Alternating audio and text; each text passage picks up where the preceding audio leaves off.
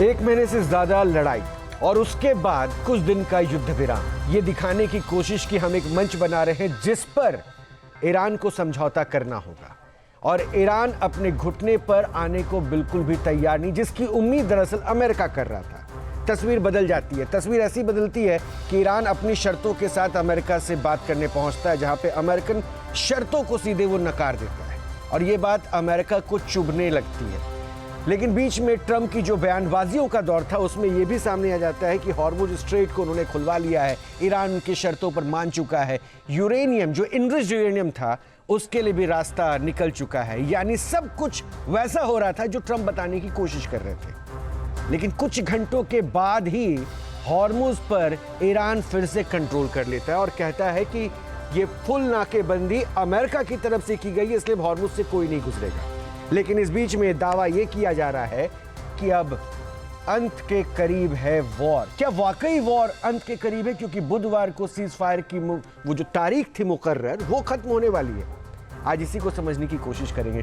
Trump जो कह रहे हैं उसमें कितनी सच्चाई है। लेकिन एक बड़ी जानकारी मिल रही है क्योंकि मध्यस्थ की भूमिका में दरअसल यहां पर पाकिस्तान था और ऐसे में ईरान के सेना प्रमुख मेजर जनरल आमिर हतामी का भी बयान आया है कि दुश्मनों को जवाब देने के लिए हमारी सेना तैयार है। आमिर हातमी ने कहा है, हमारी तैयारी पूरी है, आदेश का इंतजार है, हम खून की आखिरी बूंद तक डटे रहेंगे। ये ईरान का एग्रेशन है जो ईरान बार बार दिखा भी रहा है, बता भी रहा है, राष्ट्र की रक्षा के लिए सदैव तत्पर है, ये भी कहना है। इस बीच आपको एक जानकारी और भी दे दें कि आज शाम 7 बजे अमेरिकी राष्ट्रपति ट्रंप की एक प्रेस कॉन्फ्रेंस होनी है। ओवल ऑफिस में ट्रंप ने प्रेस कॉन्फ्रेंस बुलवाई है। सीज फायर के मुद्दे पर ट्रंप कर सकते हैं बड़ा ऐलान। हालांकि रुख से अमेरिका का ऐसा लग रहा है कि वो सीज फायर की मोहलत को आगे बढ़ाने के मूड में नहीं है। आज इजराइल की भी तारीफ ट्रंप की तरफ से की गई है और दूसरी तरफ ट्रंप आज प्रेस कॉन्फ्रेंस बुलवाकर लगातार, क्योंकि बीच बीच में ईरान को ट्रंप अपने अंदाज में धमकी भी दे रहे हैं। ऐसे में इस प्रेस कॉन्फ्रेंस में क्या होने वाला है, इस पर सबकी निगाहें टिकी रहेंगी। वैसे अमेरिका इजराइल के खिलाफ ईरान की जंग में आगे क्या होगा? क्या युद्ध विराम जारी रहेगा या फिर संघर्ष का नया बारूदी चैप्टर शुरू होगा? ईरान ने जहां हॉर्मुज को ब्लॉक कर रखा है, वहीं कयास लगाए जा रहे हैं कि अमेरिका ईरान में ग्राउंड ऑपरेशन की तैयारी भी कर रहा है। क्या 22 अप्रैल के बाद दुनिया एक नई जंग की गवाह बनेगी? देखिए एक खास रिपोर्ट।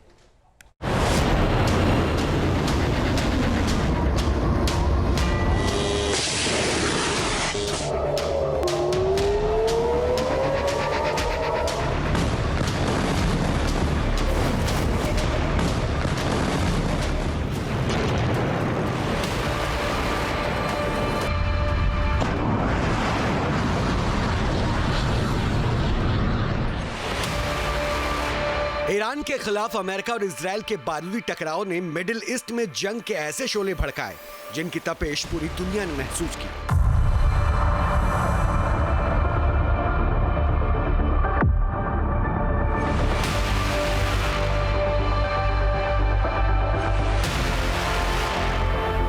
फिलहाल युद्ध विराम चल रहा है जिसकी डेडलाइन 22 अप्रैल को खत्म हो रही है। लेकिन सवाल है कि क्या सीज फायर आगे बढ़ेगा या फिर महायुद्ध का नया चैप्टर शुरू होगा?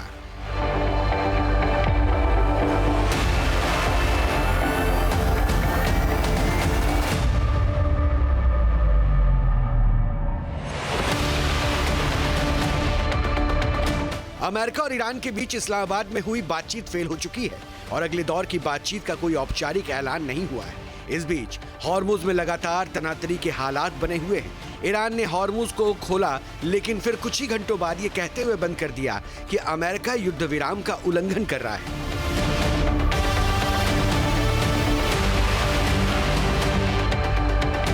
एक तरफ ट्रंप अपनी जीत का दावा करते हुए महायुद्ध के जल्द खत्म होने की संभावना जता रहे हैं और दूसरी तरफ ईरान ने भी बातचीत और समझौते के लिए ऐसी शर्तें रखी है जिन पर अमेरिका को सख्त ऐतराज है। ऐसे में क्या महायुद्ध फिर भड़केगा या सुलह होगी?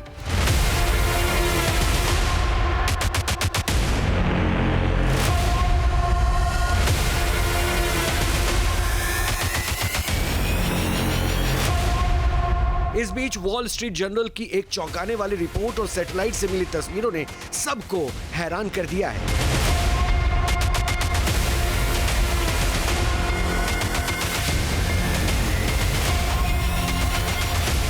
इनकी वजह से कई सवाल भी खड़े हो गए हैं क्या अमेरिका आने वाले दिनों में ईरान पर जमीनी हमले की तैयारी कर रहा है?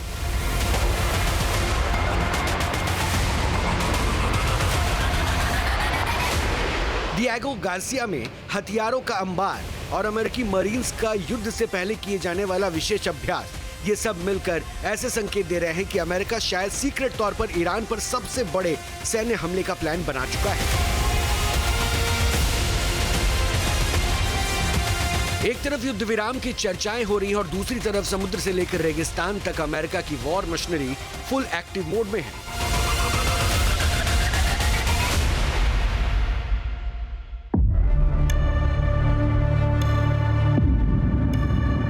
अमेरिका ने जो प्लान बनाया है वो ईरान की सैन्य शक्ति और अर्थव्यवस्था की रीढ़ तोड़ने वाला है। वॉल स्ट्रीट जर्नल के मुताबिक संभवतः अमेरिका अब ईरान से जुड़े जहाजों को समंदर के बीचों बीच अपने कब्जे में लेने की योजना बना रहा है। इनके लिए बोर्डिंग टीम्स का भी इस्तेमाल होगा, यानी अमेरिकी कमांडो चलती लहरों पर ईरानी जहाजों पर उतरेंगे और उनका कंट्रोल छीन लेंगे।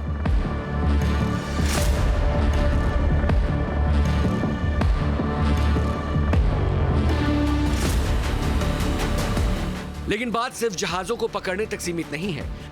अमेरिकी मरीन्स ने अपने एक नए मैक-क्लंग class medium landing ship LSM का वीडियो जारी कर ईरान की धड़कनें बढ़ा दी है।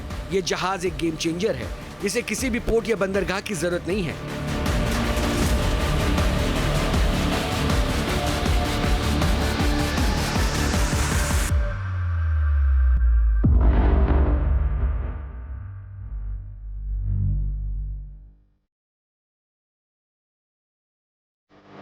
ये सीधे दुश्मन के समुद्र तट पर सैनिकों और टैंक्स को उतार सकता है, यानी इसके जरिए अमेरिकी मरीन ईरान के तटीय इलाकों में लैंड ऑपरेशन कर सकते हैं।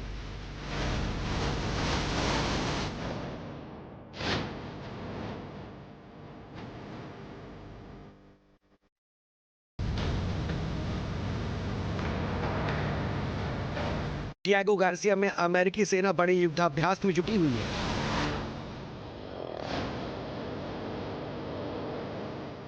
डिएगो गार्सिया बेस अमेरिका का सबसे बड़ा लॉन्च पैड माना जाता है, जहां अमेरिकी सेना के एक से बढ़कर एक महाबली मौजूद है। यहां Burke class destroyer, independence class littoral combat ship तैनात है, जबकि हवा में ईंधन भरने वाले KC-135 एयरक्राफ्ट और P-8A पोसाइडन सबमरीन हंटर भी हुंकार भर रहे हैं।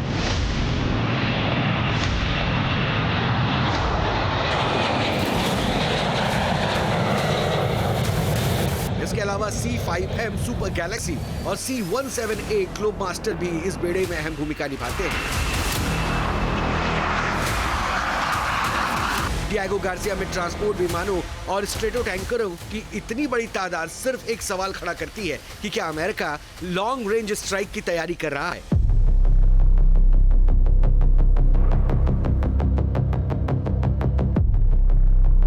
और कई सप्ताह तक सप्लाई चेन बनाए रखने की तैयारी भी वो कर चुका है।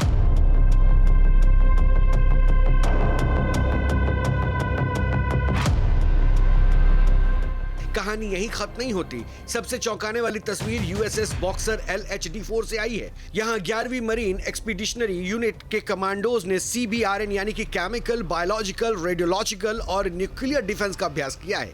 इतिहास गवाह है कि इस तरह की ट्रेनिंग तभी दी जाती है जब सेना को यह अंदेशा हो कि लैंडिंग ऑपरेशन के दौरान दुश्मन उन पर डर्टी बम या जहरीले गैस से भी हमला कर सकता है। क्या पेंटागन को यकीन है कि ईरान के खिलाफ युद्ध अब नॉन कन्वेंशनल होने वाला है?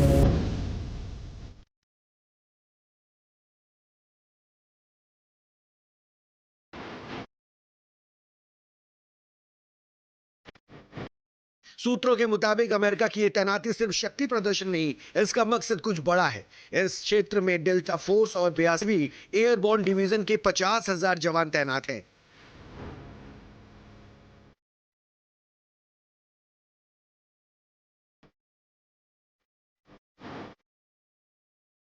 रूस ने भी ईरान को आगाह किया है कि अमेरिका संभवतः ईरान की धरती पर किसी सैन्य मिशन को अंजाम देने की तैयारी कर रहा है। इतना ही नहीं, सैटेलाइट तस्वीरों से पता चला है कि जॉर्डन में तैनात अमेरिकी थार्ड और पैट्रियट मिसाइल सिस्टम को रातों रात हटाया गया। ये सिस्टम अब उन गुप्त जगहों पर है जहां जोखिम कम है। वजह साफ है, पिछले ठिकानों की जानकारी लीक हो चुकी थी। अमेरिका चाहता था कि वो ईरान पर वार करे, वो पलटवार में उसके एयर डिफेंस सिस्टम को नुकसान ना पहुंचे।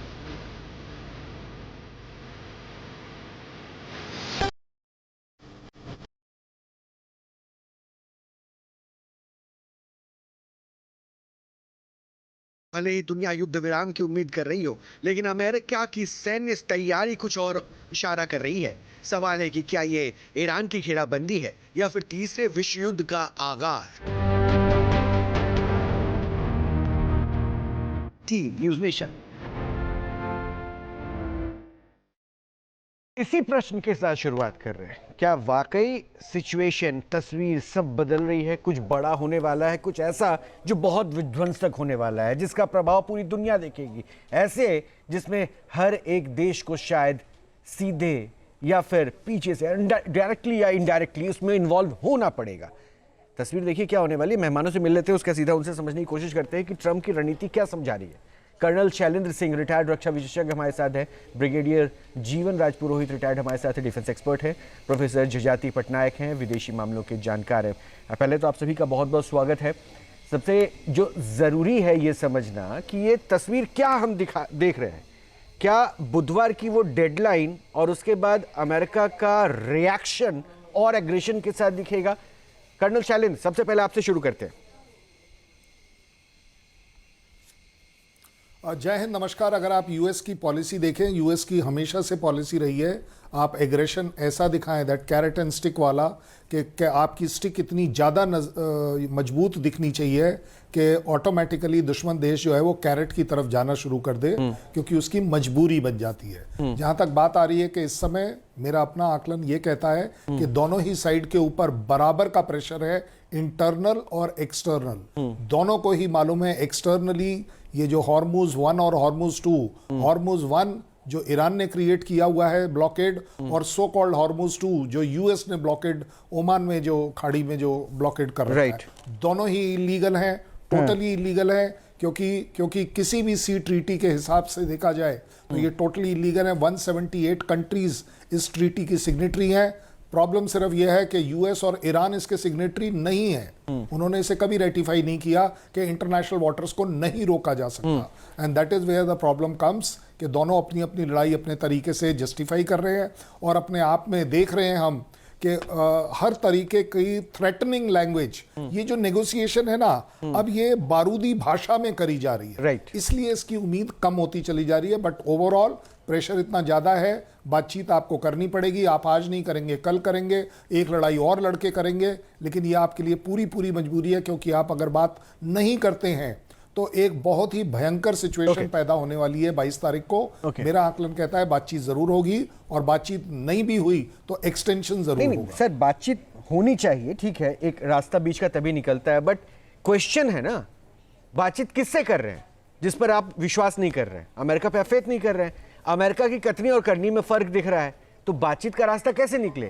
और मीडियोकर कौन बना है जिसको सिर्फ जरूरतों के लिए साथ चाहिए होता है? That is Pakistan. खैर, और मतलब ये सिचुएशन देख रहे हैं, बट इस वॉर सिचुएशन पर ब्रिगेडियर जीवन राजपुरोहित जी, क्या आपको लगता है कि वाकई ये जो गैप लिया गया है, अमेरिका एक नई स्ट्रैटेजी पे काम कर रहा था? क्योंकि इस रिपोर्ट में हमने बहुत सारे उस आकलन के साथ बात की है कि ऑन ग्राउंड वो पहुंचना चाह रहा है, इसके लिए रणनीति बना रहा है। और क्या इतना स्पेस ईरान को फिर से रिवाइव करने का मिल गया क्या?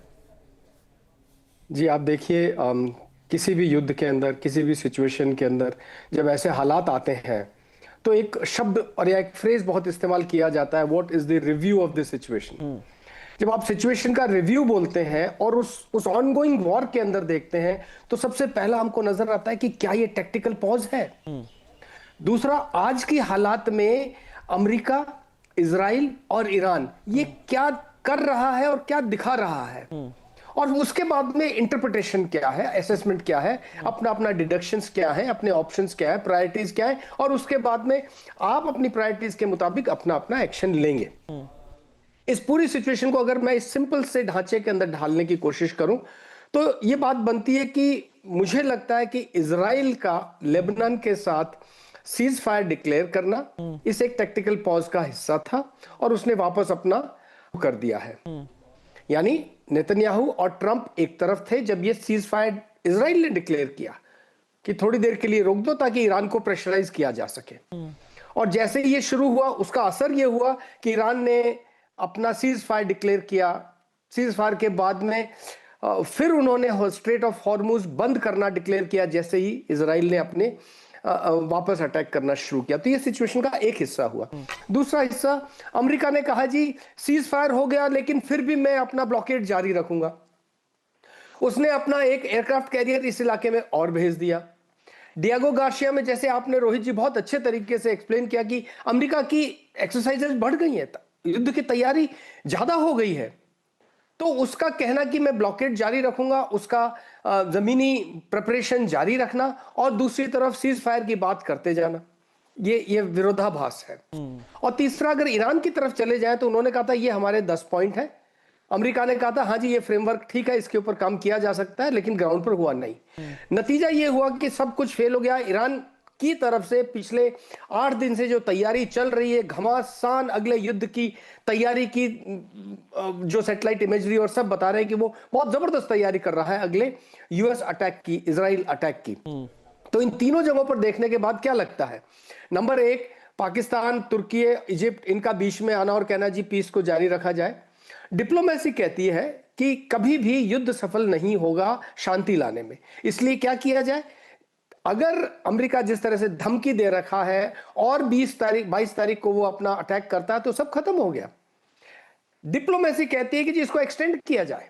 तो मेरा पहला आकलन ये है, पहला असेसमेंट ये है कि सभी तैयार रहेंगे, सब अपनी अपनी तैयारियां करेंगे। दूसरा, इस हालात को 22 तारीख से के आसपास मुझे लगता है 5 दिन, 10 दिन, 15 दिन का और एक्सटेंशन दिया जाएगा। ओके, सीज फायर को एक्सटेंड करने की बात, और तुर्की ने के फॉरेन मिनिस्टर ने ये बोला भी है कि ऐसा हो सकता है। तीसरा, सर पॉसिबिलिटी जिसकी बात आप कर रहे हैं उसपे तो एक कहते हैं ना कि टर्म एंड कंडीशन एप्लीकेबल है। किस सिनारियो पे? हॉर्मुज पे जो ब्रेकडाउन किया गया है वो 18 घंटे में ईरान ने यू टर्न लिया और उसकी वजह बता दी, नाकेबंदी। मतलब मैं इसलिए नहीं समझ पा रहा हूं कि अगर वो एक्सटेंशन होगा तो क्या ये पॉइंट टू बी मार्क्ड नहीं होगा?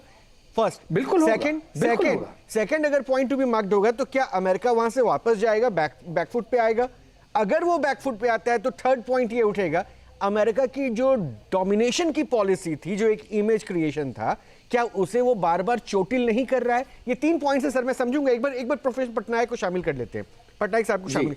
पटनायक साहब, मैं क्रेडिबिलिटी की बात कर रहा था, उस डोमिनेशन पॉलिसी की बात कर रहा था जो अमेरिका कोशिश करता है। और उसमें देखिए जो गल्फ कंट्रीज हैं वहां पे हमने देखा कि दे रिलाई ऑन ट्रंप मतलब अमेरिका, और अमेरिका की पॉलिसी रही है कि भाई उसको तेल चाहिए, इसलिए वो अरब कंट्रीज में अपने बेसिस भी लेकर गया।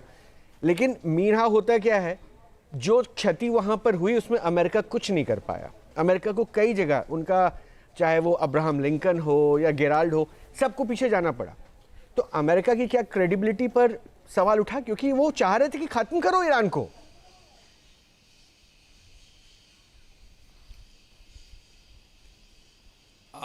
देखिए, इसमें अमेरिका का जो बात है, इसमें अपना हेजिमोनी उसको एक्सटेंड करना चाहते हैं। तो उसमें मैं एक ये बोलना चाहता हूं कि जो सीजफायर अभी देखिए वो बुधवार को ख़त्म होने वाला है। लेकिन इसमें 2-3 मुद्दे आपको मैं यहाँ समझाना चाहता हूं कि अमेरिका का जो प्रिपेयर्डनेस है, वार प्रिपेयर्डनेस, 2 स्पीयर में हो रहा है, एक नावल स्पीयर और एक है आर्म स्पीयर। देखिए, ईरान का जो है वहाँ पड़ना भारी है, क्योंकि ईरान का जो स्टेट ऑफ हॉर्मुज है वहाँ 7 आइलैंड चेन से जो डिफेंस आर्क बोला जाता है। अब केसम आइलैंड, लाराक, हेंगम, इसके बाद में आपका अबू मूसा, ग्रेटर तून एंड स्मॉलर तून है। ये actually strategic and defence wise बहुत ही स्ट्रंगर है। और सेकेंड फैक्टर जो है आर्म्ड वारफेयर, अमेरिका का अब जब बात बता रहे थे कि जो ग्राउंड वारफेयर इट इज़ बहुत डिफिकल्ट है। कारण क्या है ना, देखिए जो ईरान का जो टेरेन है, आपका वेस्टर्न स्पीयर देखिए आप, वहाँ जाग्रोस माउंटेन है और नॉर्दर्न स्पीयर में आपका एल्ब्रोस माउंटेन है, और जो बीच में आपका है दस्ते कबीर और दस्ते लूट है, जो डेजर्ट आइलैंड है। तो इसीलिए उसमें बहुत ही डिफिकल्ट है अमेरिका के लिए ग्राउंड वारफेयर करना। उसमें हो सकता है अमेरिका फंस सकता है। और रहा सवाल गल्फ कंट्रीज का, आप देखिए गल्फ कंट्रीज का अभी कितना घाटा हुआ है। जो रासलाफान जो ऑयल फील्ड आपका जो गैस फील्ड है कहाँ आपका ओमान सॉरी कतार में वो बंद पड़ा है। इसके बाद रासल तनूरा जो है उस कतार के ऊपर, इसके बाद रासल तनूरा जो है, रासल तनूरा सऊदी अरब का सबसे वन ऑफ द लार्जेस्ट आपका जो है पेट्रोकेमिकल कॉम्प्लेक्स है, अरामको तक को भी वहां पे टारगेट किया गया, आपका उसको भी टारगेट किया गया। इतना भी नहीं, अमेरिका जो है जो पर्टिकुलरली ईरान जो है अमेरिकन जो इकोनॉमिक एस्टेब्लिशमेंट से वहां भी अटैक किया है। तो आप इसको होलिस्टिकली देखना पड़ेगा ये क्राइसिस को। और एक बात है कि इजराइल और लेबनान फैक्टर, क्योंकि लेबनान और इजराइल का जो कन्फ्लिक्ट है वो 1982 से है, आज का दिन का नहीं है। और इसके बाद हमास जो है साउथ में भी है। तो ये जो कन्फ्लिक्ट है उसको आपको ये ट्राइपार्टाइट होना चाहिए, सिर्फ यूएसए और ईरान के बीच में समझौता नहीं होना चाहिए, ये ट्राइपार्टाइट रिजोल्यूशन होना चाहिए, इजराइल, यूएस और ईरान। क्योंकि आप जानते हैं कि जो इस्लामिक रेजिम ऑफ ईरान है वो जायनिस्ट रेजिम को मानता नहीं है। इसका ये लैंग्वेज है कि destruction of the Zionist state of Israel. तो वहाँ इजराइल में एक जो हॉलोकॉस्ट और इसके बाद इनका एक फ्योर साइकोसिस है, इसीलिए वो जो ईरान का जो एनरिचमेंट प्रोग्राम है वो नहीं चाहते। इजरायली एस्टेब्लिशमेंट का ये मेन ऑब्जेक्टिव है कि इनका जो ईरान का जो एनरिचमेंट प्रोग्राम को खत्म करना है। तो मुद्दा है कि दोनों मैक्सिमलिस्ट पोजीशन अभी पीस टॉक में ले रहा है। यूएस का डिमांड है कि आप 450 केजी जो आपका न्यूक्लियर एनरिचमेंट मटेरियल ये प्रोसेस तो हम सब जान रहे हैं सर। इस वॉर के सिनेरियो में तो ये दिखा कि यूएस क्या डिमांड कर रहा है सर। डिमांड के साथ तो अब कहते हैं ना कि एक्शन भी बदलता गया ना। और क्या अमेरिका की हम तो पहले भी चर्चा कर चुके हैं, क्या अमेरिका ने इस वॉर को छेड़ने से पहले हॉर्मुज स्ट्रेट को नहीं देखा था? क्या उसे नहीं पता था कि ईरान अगर उसके पास न्यूक्लियर बम नहीं है फिर भी वो पूरी दुनिया को बेचैन कर सकता है हॉर्मुज स्ट्रेट का गला दबाकर? एंड उसने कर दिया, आप उसको नहीं डिनाई कर सकते। इसलिए कर दिया। कारण क्या है ना, हाँ इसका कारण यही है कि ये इसको बोलते हैं वेपनाइजिंग द चोक पॉइंट्स, क्योंकि ये जो 33 किलोमीटर चोक पॉइंट है उसको वेपनाइज किया है। आज का दिन में देखिए आपका सप्लाई चेन। सर मैं अगर इस वॉर को समझूं, और मेरे साथ जो डिफेंस एक्सपर्ट है वो भी इस बात को प्रैक्टिकली समझते हैं, और मुझे लगता है कि एक छोटा रिएक्शन ले लूं इससे पहले कि मैं ब्रेक पर जाऊं। मुझे लगता है कि ये एक सिनेरियो होती है जब बात अपने क्रेडिबिलिटी पे आए, अपनी इमेज पे आए, अपने देश पे आए, अपने सोवेरेनिटी पे आए, तो वो वॉर का हर एक फ्रंट खोला जाता है जहां पर मिसाइल पावर से लेकर अगर ऐसा लगता है कि इंपैक्ट डालना है विरोधी में किसी को, तो उन हर जोन को ब्लॉक करो। और हॉर्मुज वही है, दुनिया इंपैक्टेड होगा, वर्ल्ड प्रेशर बनेगा अमेरिका पे कि आप क्या कर रहे हैं। एम आई राइट सर? जी आप ठीक बोल रहे हैं कि जब तक ये प्रेशर रहेगा। सर मैं आ रहा हूं आपके पास, कर्नल चैनल एक बार जवाब ले लूं, उसके बाद आऊं कर्नल शैलेंद्र आपके पास। राजपुरोहित जी ये प्रेशर इतना दबाएंगे, इतना यूएस और इजराइल की तरफ से इतना दबाने की कोशिश करेंगे कि ईरान टूट जाए। अब हालात ये है कि टूटे या ना टूटे, जैसे कि हमको इंडिकेशंस मिल रहे हैं वो टूटने वाला आज की तारीख में नहीं है। राइट। तो क्या एक ही रास्ता बचा है कि युद्ध हो? क्या शांति को एक और मौका नहीं दिया जा सकता? यही मेरा समझ है कि इसमें सीज फायर को बढ़ाना एक बहुत ही वाजिब बात होगी। आप जो भी स्टांस दोनों तरफ से लेके, सिनेरियो अलग है। मैं आपके राजपुरोहित साहब देखिए, मुझे पता है कि आपके पास डिफेंस नॉलेज है, सब कुछ है, बट ये सिनेरियो बिल्कुल अलग है। हम क्या सोच रहे हैं, इंडिया वैसे भी पीसफुल प्रेफरेंस की तरफ चलता है ना, पीस प्रेफरेंस की तरफ चलता है, वो सिनेरियो बिल्कुल अलग है। बट जो स्थिति दुनिया के सामने अभी अमेरिका को लेकर है, मैं उस सिनेरियो पे सोच रहा हूं। अमेरिका तो बार बार वो ग्रेस पीरियड दे रहा है ना, बताने की कोशिश कर रहा है ना कि हम तो दे रहे हैं, ईरान को झुकना होगा, ईरान को मानना होगा। वो स्पेस देकर उनको वो लिबर्टी नहीं देना कि उनके टर्म एंड कंडीशन कहीं एप्लीकेबल हो भी रहे कि नहीं। ऐसे कंडीशन पर क्या हो सकता है, हम उस संभावना को समझना चाह रहे हैं। होना क्या चाहिए मान रहे, बट मैं आ रहा हूं सर, आ रहा हूं। एक बड़ी खबर है वो पहले बता दूं, उसके बाद मैं आता हूं, रिएक्शन लूंगा। ईरान ने दरअसल हॉर्मुज में 2 और तेल के टैंकर्स को वापस लौटा दिया है।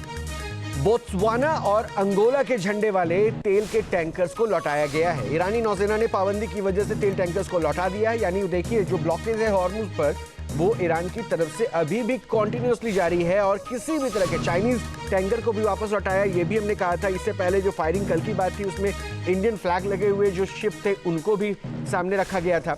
इस बीच में एक और जानकारी आ रही है, पश्चिम एशिया में जंग को लेकर ब्राजील के राष्ट्रपति ने अपील की है। संयुक्त राष्ट्र सुरक्षा परिषद के 5 स्थायी सदस्यों से यह अपील है। ब्राजील के राष्ट्रपति ने जंग रोकने के लिए पहल करने की अपील की है। तो आज हॉर्मुज़ अगर चौक पॉइंट बन गया है तो इसकी वजह है ईरानी नेवी की गन बोट्स। ये ऐसी बोट्स है जो मशीन गन से भी लेकर गाइडेड मिसाइल्स तक से लैस होती है। ये अचानक बड़ी तेजी से हमला करती है जिससे बचना कमर्शियल जहाज़ों के लिए नामुमकिन हो जाता है।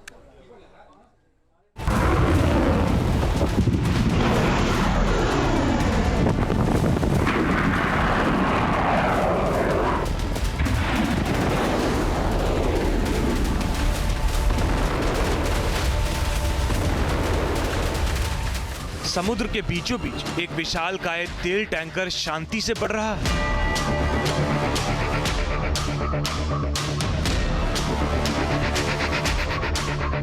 अचानक रडार पर कुछ छोटी और तेज परछाई उभरती है। कोई रेडियो कॉल नहीं, कोई चेतावनी नहीं, सीधे मशीन गन से फायरिंग शुरू हो जाती है।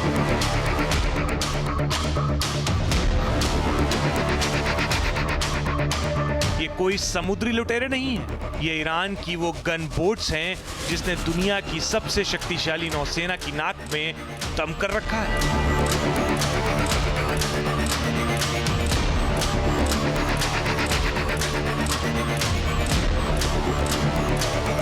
युद्ध विराम के बीच ईरान ने हॉर्मुज खोलने का ऐलान किया, लेकिन कुछ ही घंटों के अंदर उसे दोबारा बंद करने की घोषणा कर दी। लेकिन इसी बीच हॉर्मुज से गुजर रहे 2 भारतीय जहाजों पर ईरान की गन बोट्स ने फायरिंग कर दी।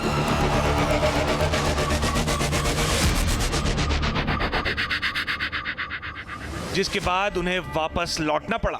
कहा गया है कि इन जहाजों के पास हॉर्मुज से गुजरने की अनुमति नहीं थी।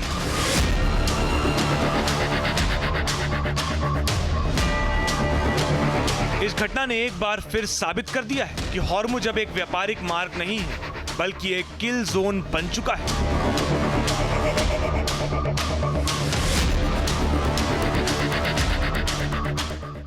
क्योंकि वहां समुद्र के बीच माइंस बिछी हैं और लहरों के ऊपर बड़ी संख्या में ईरानी नेवी की गन बोट्स घात लगाकर बैठी हैं। अगर कोई भी जहाज ईरान की इजाजत के बिना हॉर्मुज से गुजरने की कोशिश करेगा तो ये गन बोट्स उसे अपना शिकार बना सकती हैं।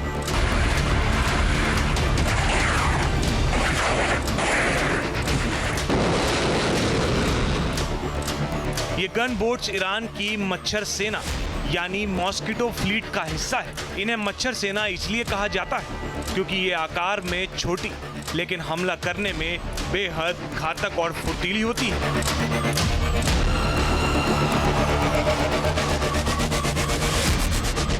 ईरान की नियमित नौसेना के पास भले ही बड़े युद्धपोत हो, लेकिन असली ताकत इस्लामिक रेवोल्यूशनरी गार्ड कॉर्प्स की इन गन बोट्स में है।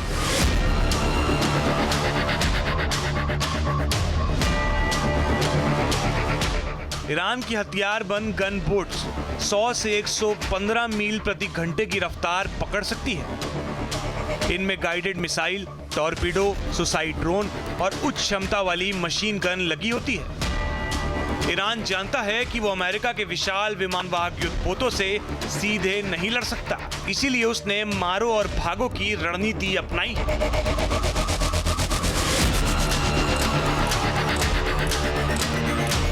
दुश्मन के एक बड़े युद्धपोत के मुकाबले ईरान सैकड़ों ऐसी छोटी नावें समंदर में उतार देता है, जिससे दुश्मन का डिफेंस सिस्टम कंफ्यूज हो जाता है।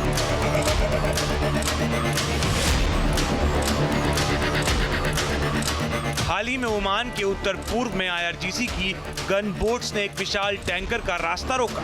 अंतर्राष्ट्रीय समुद्री प्रोटोकॉल कहता है कि पहले VHF रेडियो और चेतावनी दी जानी चाहिए, लेकिन ईरान ने नियमों की धज्जियां उड़ा दी, बिना किसी चेतावनी के सीधे फायरिंग कर दी। यह हमला सिर्फ जहाजों को नुकसान पहुंचाने के लिए नहीं था, बल्कि एक मैसेज था। ईरान ने व्यापारिक जहाजों पर हमला करके बता दिया है कि उसकी मर्जी के बिना हॉर्मुज में एक पत्ता भी नहीं हिल सकता है।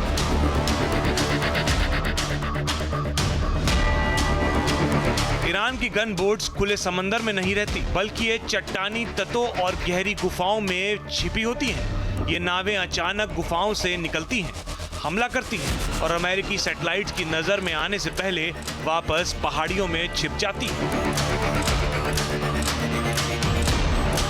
इसके लिए ईरानी गनबोट स्वार्म टैक्टिक्स का सहारा लेती हैं। एक साथ 50 से 100 नावें एक टैंकर को घेर लेती हैं, जैसे हजारों मधुमक्खियां एक साथ एक हाथी को पस कर देती हैं। वहीं ही ये छोटी नावें विशाल जहाज पर अटैक कर देती हैं। इसके साथ ही ईरान गदीर क्लास की छोटी पनडुब्बियां का इस्तेमाल करता है, जो उथले पानी में छिपकर टॉर्पीडो हमला करने में माहिर है। आज हॉर्मुज का रास्ता दुनिया के लिए सबसे बड़ा चोक पॉइंट बन गया है। ईरान की ये गन बोट सिर्फ गोला बारूद नहीं दाग रही, बल्कि वैश्विक अर्थव्यवस्था की बुनियाद हिला रही हैं।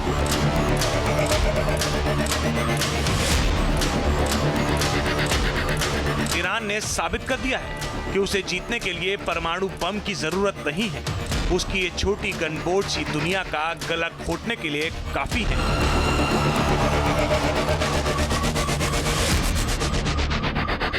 Team news nation.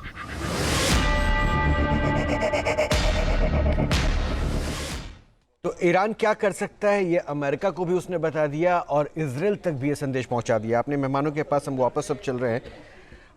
Colonel Shailendra Singh, शुरुआत फिर उसी से, क्या इजराइल और अमेरिका इस बात को लेके प्रिपेयर नहीं थे? हाँ, उनको पता था कि मिसाइल पावर में ईरान अच्छा है, उनको पता था इनके पास ड्रोन टेक्निक है अच्छी, लेकिन ये लॉन्ग लास्टिंग सर्वाइवल, और ये मैं वापस उसी पॉइंट पे आऊंगा सर, ये जो सीज फायर हुआ, क्या अमेरिका के लिए ब्रीदिंग स्पेस था रिकवर करने का, as well as Iran too? नहीं, देखिए, अगर हम सिर्फ हर सीज फायर को ब्रीदिंग स्पेस या प्रिपरेशन स्टेज मानेंगे तो प्रिपरेशन स्टेज दोनों के लिए हो जाती है। कहीं ना कहीं दोनों कंट्रीज की मजबूरी होती है कि वो इस तरह की सीज फायर करें, क्योंकि उन्हें ये ज़रूर मालूम है फाइनली आपको बात तो करनी ही पड़ेगी। आप जो मर्जी है, आप आज नहीं बात करेंगे, 10 दिन बाद करेंगे, 10 दिन बाद नहीं करेंगे, 15 दिन बाद करेंगे। इस समय जो सबसे बड़ी मजबूरी यूएस की जो दिख रही है, जिसके वजह से यूएस एक छोटा सा डिफेंसिव दिख रहा है, वो इसीलिए दिख रहा है क्योंकि उसकी अपनी कंट्री में बहुत बड़ी प्रॉब्लम है। दुनिया उसे ब्लेम कर रही है कि आपने ये जो 28 तारीख को फरवरी को अटैक किया है, उसको आपने दुनिया का सर सामने मिड इलेक्शन है ट्रंप के सामने, के ऊपर डाल, वो भी चुनौती है। हॉर्मुज, नहीं, मैं तो वही कह रहा हूं, और सबसे बड़ी बात यह है कि ये गलत हो जाएगा कि कोई मिलिट्री कमांडर ने अपने इस सो कॉल्ड, उनकी अपनी लैंग्वेज यूज कर रहा हूं, इडियोटिक प्रेसिडेंट को ना बताया हो कि इसके कॉन्सिक्वेंसेस क्या हो सकते हैं, क्या हॉर्मुज इस्तेमाल होगा या नहीं होगा। मैं मान ही नहीं सकता, लेकिन इट इज़ अ मास्टरपीस, जो मैं कहता हूँ मास्टरपीस स्ट्रैटेजी के जो फौजियों ने निकाल कर उसको दी है कि बूट्स ऑन ग्राउंड डालने के बजाय आप एक और हॉर्मुज 2, एक और ब्लॉकेड आप लगा लीजिए, आपका एम वही अचीव हो जाएगा जो आप करना चाहते हैं। ये एक अलग बात है कि अब दुनिया उससे भी तकलीफ में आ गई है। आपने एक जो छोटी सी बात करी थी कि इस समय कहाँ क्या हो रहा है, वो जो स्पीड बोट है, तो स्पीड बोट ने जो है ना, वो एक्चुअली किल जोन के बजाय कंट्रोल जोन बना दिया है। अच्छा। पूरे के पूरे हॉर्मुज को। अच्छा। और उन्हें मालूम है कि उस सो कॉल्ड 50 से 70 किलोमीटर के इलाके में यूएस नहीं है। यूएस गल्फ ऑफ ओमान में हॉर्मुज से तकरीबन 100, 125, 150 किलोमीटर आगे की तरफ है, इसलिए डायरेक्ट इंटरफेरेंस यूएस नेवी का नहीं हो सकता। एंड रही बात एक टैंकर के ऊपर अटैक करना, टैंकर के ऊपर तो अगर आप मेरे को एक एलएमजी दे दो तो मैं भी अटैक कर दूंगा, बिकॉज टैंकर के पास कोई डिफेंसिव वेपन नहीं है। इट्स अ वेरी मतलब जिसको बोलते हैं ना, इतनी बड़ा टारगेट है, तो कहीं से भी आप। कर्नल शैलेंद्र, मेरा अपना कर्नल शैलेंद्र, फिर मुझे एक बात और समझा दीजिए, दर्शकों को भी ये समझने में दिलचस्पी होगी। फिर वो क्या रीजन आप देख रहे हैं, वैलिड रीजन, जिसपे अमेरिकन राष्ट्रपति ये दावा कर रहे हैं कि वॉर जो है बस अब अंतिम पड़ाव पे है, वो क्या है फिर कुछ दिनों की बात? These are called as leading statements. These are called as leading statements.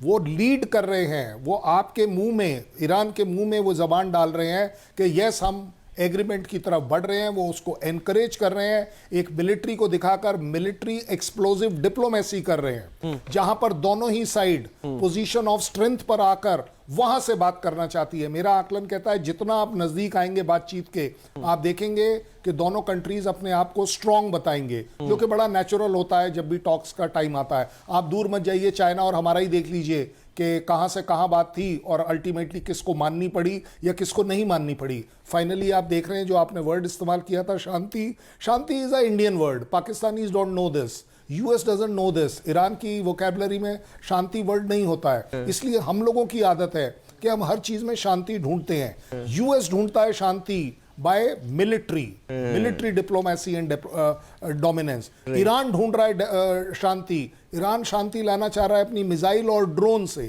क्योंकि उसे मालूम है उसके अलावा उसके पास कोई बड़ी चॉइस नहीं है। इजराइल सबसे बड़ा इसका रोल प्लेयर है और उसी को आपने इस पूरे के पूरे सो कॉल्ड बातचीत से अलग रखा गया है। इवन वो जो लेबनान के साथ जो उनका सीज फायर है, that has been declared by Trump only. और एक बात बताइए, लेबनान से तो उसकी लड़ाई नहीं है, लड़ाई तो उसकी हिजबुल्लाह से है। राइट, उसको लेबनीज आर्मी से थोड़ी ना लड़ना है, ईरान को हिजबुल्लाह से लड़ रहा है। और हिजबुल्लाह क्या है? What is Hezbollah? Is it the Lebanese national army? No. Is it the government of Lebanon? नहीं, मैं तो बता, प्रॉक्सी तो आप नहीं, उसकी लीगैलिटी में चलते हैं ना कि is it the Lebanese government? No, because 128 seat जो हैं उनकी, उसमें से सिर्फ 13 सीट है हिजबुल्लाह के पास है, उसमें से 2 कैबिनेट मिनिस्टर उनके पास है। इसलिए माना जा रहा है 20% से 27% जो लेबनीज हैं, जो बेरूत के आसपास रहते हैं, जो लिटानी नदी के नॉर्थ साइड में रहते हैं, बेका वैली में, वहां टोटल डोमिनेंस है शियाज की, इसलिए हिजबुल्लाह को सपोर्ट मिलता है। अदरवाइज हिजबुल्लाह की अपनी औकात उनके अपने पार्लियामेंट में बोली गई थी कि we do not allow you to have this paramilitary strength जो आप इकट्ठी कर रहे हैं। इसलिए मैं अगेन प्रूफ के साथ बोल रहा हूं कि it is only a proxy. Okay sir, कुछ नहीं है हिजबुल्लाह उसका, लेकिन ये कितनी बड़ी प्रॉक्सी है, इतनी ऑर्गेनाइज प्रॉक्सी है कि इट मैटर्स।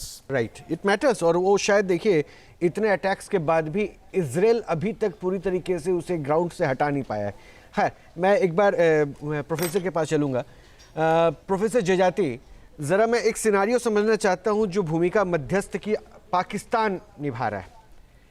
सऊदी कंट्रीज क्या वाकई पाकिस्तान पे फेथ कर रही है? क्या ईरान वाकई फेथ कर रहा है? एक स्टेटमेंट आज मैंने ईरान की तरफ से सुना था, वो बहुत ट्रस्ट नहीं कर रहे हैं कि भाई अगर पाकिस्तान के आर्मी चीफ अगर बीच में वहाँ पहुँच रहे, इंटरवीन कर रहे हैं, सॉल्यूशन निकालने की कवायद पे हैं, बट ईरानियन ट्रस्ट नहीं कर रहे हैं उनके ऊपर।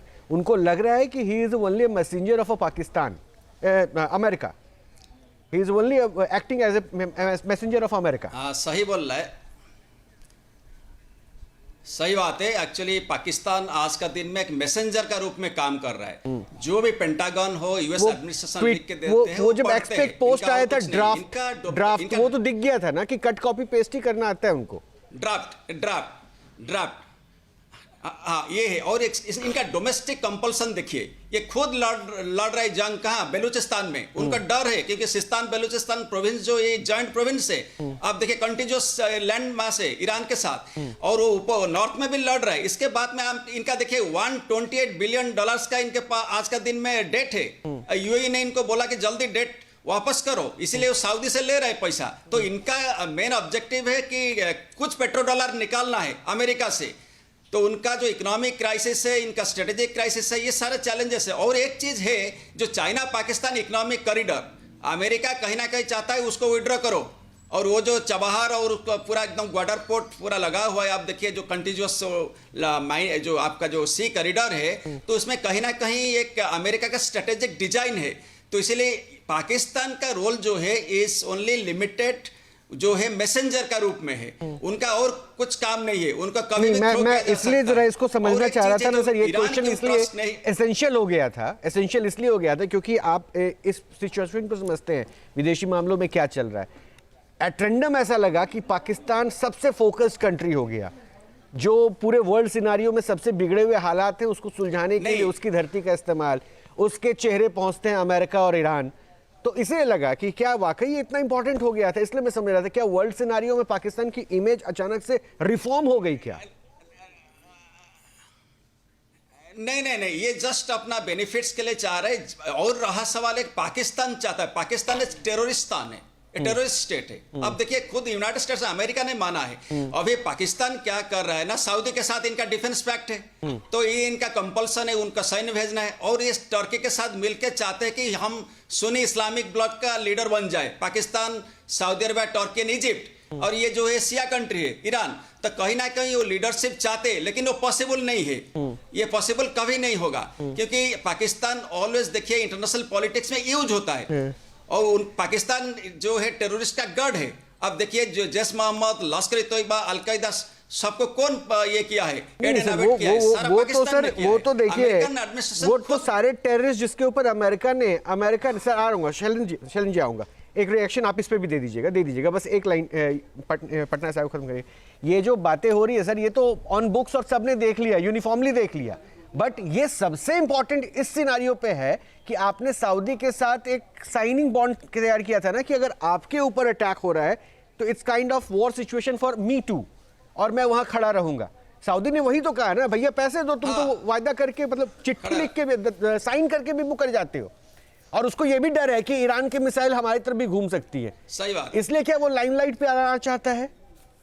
इसीलिए ये लाइमलाइट पे आना चाहते हैं। एक देखिए सुन्नी इस्लामिक लीडरशिप में कंपटीशन है, पाकिस्तान कहीं ना कहीं चाहता है कि हम लाइमलाइट पे आएंगे, लेकिन नहीं हो सकता है। आप देखिए डोनाल्ड ट्रंप पाकिस्तान को यूज कर सकते हैं, जब सैन्य प्रहार होगा, जब लैंड फोर्सेस का बात हो रहा है, कहीं ना कहीं बेलूचिस्तान रूट से सैन्य पहुंचा सकते हैं सिस्तान बलूचिस्तान प्रोविंस ईरान में। तो इसलिए कहीं ना कहीं पाकिस्तान फंस भी सकता है, ज्यादा चालाकी करने पाकिस्तान फंस भी सकता है। वो क्राइटेरिया भी हो सकता है। अगर जिस शांति को डिफाइन किया था अभी कर्नल साहब ने, वो शांति के लिए तो अमेरिका नहीं बैठा पड़ा है, वो इंडियन लैंग्वेज में चल रहा है। इजराइल तो हमेशा जो है उस एक्टिव मोड पे रहता है। तो एक फ्लोर मैनेजमेंट जब करना होगा कि भाई ईरान को सबसे नजदीक से कहां से स्ट्राइक कर सकते हैं, तो it can be the Pakistan also. Sir Shailan ji अपने पॉइंट्स को रख दीजिए, उसके बाद में पाकिस्तान, हाँ उसके बाद में फिर पुरोहित साहब के पास चलूंगा। मेरे पास एक बड़ा छोटा सा पॉइंट है। मैं अगर विजुअलाइज कर बोलूंगा तो मेरी हेटरेट टुवर्ड्स पाकिस्तान मानी जाएगी। इसलिए पाकिस्तानी क्या कह रहे हैं ऑफिशियली, जो रिकॉर्ड पर है, ऑफिशियली रिकॉर्ड पर है, शहबाज शरीफ ने लिखा, we offer our services, that is all he has written. He has nowhere written कि we will mediate, number 1। Number 2, उनके डिप्टी प्राइम मिनिस्टर का ऑन रिकॉर्ड जो अवेलेबल है, उन्होंने लिखा we are only conveying messages.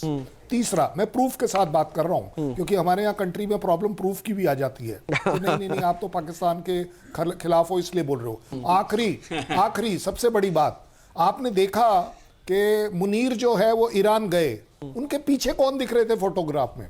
वो आपको ट्रॉफी चोर दिख रहा होगा, मोहसिन नकवी, अगर आप ध्यान दे। वो क्या कर रहा था? मतलब रिसीव कर रहे हैं चीफ को, आर्मी चीफ को, और मिनिस्टर साहब जो होम मिनिस्टर साहब हैं वो पीछे इधर उधर देख रहे हैं कि भाई साहब मैं आया किस लिए हूं यहां पर। So there is nothing called as के पाकिस्तान। यहां पर प्रॉब्लम आ रही है कि एक मुनीर साहब गए हैं और उनके पास एक कंट्री है जिसका नाम है पाकिस्तान, इसलिए वो उस पाकिस्तान को साथ लेकर गए हैं। और उससे भी बड़ी बात, क्यों ये किया गया होगा? बड़ा सीधा बात है, दिस इज द प्राइस। आपको there are no free lunches in the world and specially in US. अगर व्हाइट हाउस में लंच खाओगे तो उसकी कीमत अदा करनी पड़ेगी। जैसे जैसे आपको बोला जाए आप वैसे वैसे करेंगे। एक प्रपोजल भेजिए, वो जो आप बता रहे हैं ना, वो जो ड्राफ्ट भेजा गया था वो ही था कि जी ये आप हमको प्रपोज करिए, हम इसको हाँ कर देंगे। अब अगला स्टेप। इस समय यूएस को मालूम है सिवाय पाकिस्तान के और कोई ऐसा कंट्री नहीं है जो उनकी ट्यून के हिसाब से डांस कर लेगा। And that is what exactly Pakistan is doing and doing very well. मैं ये भी कह रहा हूं, doing very well. They are dancing very well. Sir dancing on the tune हो गया पाकिस्तान का हाल, लेकिन राजपुरोहित साहब लास्ट 1 मिनट में आपको दूंगा थोरोली।